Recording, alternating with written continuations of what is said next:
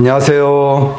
오늘 영상은 우리나라 아파트 가격이 일본 부동산 따라가나 이런 주제로 좀 한번 말씀을 드리겠습니다.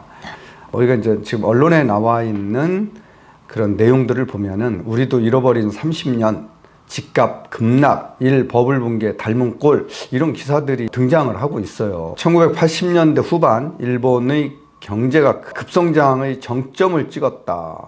수도 도쿄 집가는 86년에서 87년까지 1년 새 막 3배 정도 상승을 했다. 이런 기사들. 도쿄의 땅을 다 팔면 미국 전체의 땅을 다 살 수 있다는 말까지 나왔다.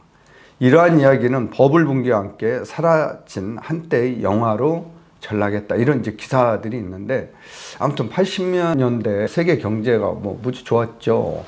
이제 제조를 중심으로 하는 일본 같은 나라는 엄청나게 수출을 많이 했죠. 그래서 거기에서 이제 번 돈으로 부동산 투자도 많이 하고 이런 이제 시기가 있었죠. 그러자 1990년 또 세계 경제가 이제 안 좋아지니까 급기야는 기업들이 이제 사모았던 이런 부동산들을 어떻게 이제 내다 파는 거죠. 그때 이제 받아줄 사람들이 개인들이 받아줘야 되는데 개인들은 투자 안 하고 개인들은 오히려 하와이나 해외에 부동산에 이제 투자를 했죠. 자, 그러다 보니까 일본의 부동산 가격이 그냥 10분의 1 이렇게 왕창 떨어지는 그런 결과를 초래했죠. 그런데 과연 그 모습을 우리가 닮아가고 있느냐 이제 보는 거죠. 자, 일본이 급격하게 성장 동력을 잃어버린 반면 한국은 성장 속도가 서서히 감속 중. IMF 보고서가 있어요. 여기 그래프를 보시는 것 같이 일본은 이제 진폭이 큰데 우리는 진폭이 조금 작죠. 그래서 일본은 버블 경제 붕괴와 동시에 장기 저성장 국면에 진입을 한 상태고요. 한국은 여러 차례 경제 위기, 외환위기도 있었고 금융위기도 있었고 코로나 팬데믹을 겪으면서 단계적으로 서서히 저성장 단계로 진입을 이제 했다. 자, 이 표는 이제 한일 양국의 GDP 성장률 추이입니다. 이렇게 보시면은 또 유사한 점들도 있죠. 인구 고령화, 한일 비교하면 한국은 30년 전 일본과 유사한 인구 구조에 놓여 있는 상황이다. 일본의 90년대와 같이 한국도 고령화로 15년 이후 부양률이 높아지면서 생산 가능 인구의 부양 부담이 증가할 것으로 이제 보이는 거죠. 이게 이제 인구 고령화가 되면은 주택의 수요가 이제 그만큼 줄어든다라는 거죠. 그런 걸 감안해서 이 인구 고령화는 주택 시장을 보는 데 있어서 굉장히 중요한 지표로 이제 사용될 수밖에 없는 거죠. OECD 주요국 합계 출산율을 보면 1990년에는 한국이 1.57, 일본이 1.54였는데 지금 현재 2021년 기준으로 보면은 한국은 0.81, 일본은 1.30. 이렇게 이제 돼서 우리나라는 굉장히 심각한 단계에 와 있는데, 자, 그러면은 이렇게 출산율이 떨어지고 고령화 사회로 진입을 하게 되면은 집값도 그렇게 떨어질 거 아니냐, 이런 게 이제 지금 중론이라는 거죠. 노동력이 성장을 견인하던 인구 보너스 시대가 끝나고 부양 부담 증가로 소비가 침체되는 인구 오너 시대 진입되는 거 아니냐, 이렇게 보는데요. 유사점을 또 하나 이제 보자라고 하면은 GDP 대비 가계부채 비율입니다. 일본은 지금 현재 11.6%지만 한국은 16.8, 19년 기준입니다. 2022년 기준으로는 한국은 17.2입니다. 이거는 가계부채 기준으로 보는 거예요. 전체 비중으로 보면은 GDP 대비 우리나라 부채 비율은 GDP하고 비슷한 상황, 100%가 넘어가는 그런 상황입니다. 자, 그런 걸 감안해서 보시면 될 것 같습니다. 차이점은 뭐냐라는 거죠. 소득 대비 주택가격. 한국의 주택가격은 일본의 버블 수준까지 올랐지만 소득 대비 주택가격은 일본의 절반 수준에 그침, 안심해도 된다라는 그런 말인 것 같아요. 자, 일본의 버블 시기에는 약 60배, 소득하고 60배 정도 차이가 났는데 우리나라는 약 30배 기준이다. 절반 정도 기준이다. 이렇게 보시면은 될 것 같습니다. 여기 그래프 보시면은 한 30배 정도 되죠. 일본은 한 60배 정도까지 올라오고 있습니다. 자, 또 차이점 하나는 버블 당시 일본은 은행에서 대출을 LTV 규제보다는 LTV 완화를 해서 오히려 집값이 1억 원짜리 집을 사게 되면은 1억 2천을 대출을 해주던 이런 식이었어요. 그렇지만 우리나라는 LTV 규제가 굉장히 까다롭게 지금 적용을 하고 있죠. 그래서 일본하고 조금 그런 것들이 차이가 난다. 지금 현재 규제 지역에서는 무주택자는 50%, 1주택 이상자는 LTV가 30%로 적용되고 있습니다. 물론 비규제 지역에서는 70%와 60%로 각각 적용되고 있지만, 자, 이렇게 규제하고 있다는 것은 일본하고 조금 틀리다. 이런 말씀을 좀 드리고 싶고요. 또 하나 차이점을 추가해서 말씀드리자라고 하면 버블 당시 일본의 주택 수는 500만 가구 정도가 많았었다.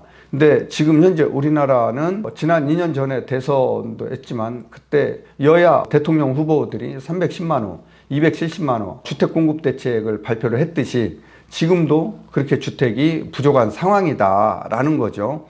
자, 버블 당시 일본은 주택 공급수가 많았고 우리나라는 적었다. 이런 걸 감안하면은 우리나라가 일본을 과연 따라갈 것이냐? 저는 그렇게 생각은 하지는 않습니다. 그래서 만약에 인구가 줄어들면은 분명히 집값도 떨어지게 돼 있죠. 수요가 없으니까. 그런데 지금 현재 상황은 공급 대비 수요가 많다. 수요 대비 공급이 부족하기 때문에 집값이 떨어지기는 쉽지 않다. 이렇게 보여지고 있습니다. 가구수 줄어드는 2040년 집값 장기 하락 국면 진입, 또 이런 기사도 있는데 이거는 이제 한국경제에서 나온 기사예요. 한국보다 인구 구조 변화를 먼저 겪고 있는 일본에서도 집값 하락 경고음이 커지고 있다. 이런 이제 기사가 나오고 있고요. 도쿄 도심에서 멀수록 낙폭이 클 것, 출퇴근 시간이 30분 이내면 주택가격 9.9% 떨어지지만 120분 걸리면 54.7% 하락한다라는 것을 이렇게 이제 추산하는 기사가 나왔는데, 매일경제 작년 7월에 나온 기사를 보면은요, 도쿄 신축 아파트 가격 1년새 60% 껑충, 90년대 버블 추월, 버블 당시의 가격은 이제 추월했다라는 그런 얘기가 나오고 있고요. 그래서 일본도 도쿄를 중심으로 해서 수도권 지역, 우리나라로 얘기하면 수도권 지역이죠. 일본으로 얘기하면은 도쿄, 요코하마 이런 지역을 얘기하는, 신칸센으로 이제 30분 이내에 걸리는 이런 요코하마나 이런 지역들을 아울러서 이런 지역의 집값은 많이 오르고 있다. 그런데 지방으로 가면은 아직도 멀었다. 이렇게 이제 판단을 하시면 되고, 이러한 양상은 현재 지금 우리나라하고 비슷한 걸로 지금 보여지고 있죠. 현재 지금 지방의 일부 지역들은 미분양 물량이 해소되지 않아서 건설사들이 굉장히 어려움을 겪고 있죠. 그에 반해서 서울 지역은 미분양 물량이 1000여 가구 정도 남짓되는데, 이거는 뭐 나홀로 아파트라든가 아파트와 비슷한 이제 아파트라든가 오피스텔 이런 것들은 이제 포함한 수치이기 때문에 그렇게 미분양 물량은 서울 지역은 그렇게 많지 않다. 이렇게 이제 보여지고 있는 거죠. 이런 것들을 감안하면은 우리나라 집값이 전반적으로 서울 수도권 포함해서 집값이 이렇게 폭락하기는 쉽지 않다. 이 이제 기사 동아일보 2020년 10월 기사인데요. 여기 기사를 보면은 동경 23개 구의 이제 주변 지역 집값입니다. 이렇게 쭉 집값 상승률이 완만하게 이제 상승하는 이런 추세를 보이고 있는 거죠. 이런 걸 감안했을 때 인구나 이런 것들은 2009년 이후 지속적으로 인구가 이제 감소하고 있는 거죠. 그럼에도 불구하고 수도권 중심으로 집값이 올라가고 있다.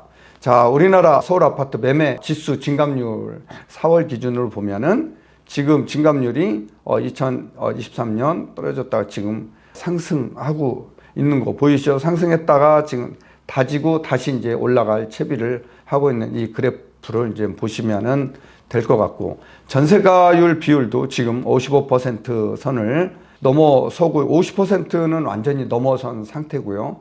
이렇게 이제 전세가율이 굉장히 치고 올라가면은 어떤 현상이 매매 가격에도 자극을 주고 매매 가격 상승에도 영향을 준다. 자, 이렇게 이제 전세 가격 상승에 기인한 그 원인은 그동안의 빌라 다세대의 수요자들이 전세 사기 여파로 아파트 수요로 몰려들면서 아파트 전세난이 가중되고 그로 인해서 전세 가격이 상승하고 있는 그런 현재 시장 분위기가 반영되고 있는 것 같습니다. 자, 전세 매물이 추가로 공급되지 않는 한 하반기에는 임대차 계약갱신 청구권이 2+2가 이제 만기되는 시점이기 때문에 전세 가격은 더 올라갈 가능성이 높다. 그러면은 매매 가격도 서울 수도권 지역은 또다시 올라갈 가능성이 높다. 일본하고는 상황이 틀리다. 이렇게 보시면은 될 것 같아요. 자, 그럼 정리를 해보면은 일본은 버블 당시 부동산 투자를 개인이 아닌 기업이 위주로 이제 투자를 했었고, 두 번째, 버블 당시 일본은 주택 공급이 한 500만 호 정도 많았었다. 자, 버블 당시 일본은 자, 대출을 은행에서 1억짜리 가져가면은 오히려 LTV를 완화해서 규제가 아닌 완화를 해서 1억 2천 대출을 해줬다. 반면 우리나라는 지금 현재 주택이 부족한 상황이다. 정부에서 공급하기로 한 지금 숫자는 서울 50만, 전국 270만 호다. 그러면은 지금 공급이 부족한 상태고 LTV는 지금 너무나 잘 운영을 하고 있죠. 그래서 지금 LTV 규제로 인해서 1억짜리 가져가면 1억 대출해 주는 데 있어요? 없다라는 거예요. 자, 그 다음에 우리나라는 개인이 투자하고 있죠. 기업이 투자하는 게 아니라 부동산에. 자, 이런 점들이 우리나라 부동산 시장은 일본을 닮아간다, 닮아갈 것이다. 일본처럼 버블로 폭망할 것이다. 그런 염려는 안 해도 될 것 같다라는 얘기입니다. 자, 그래서 오늘 영상은 여기에서 마무리하도록 하겠습니다. 다음 영상에서 뵙겠습니다.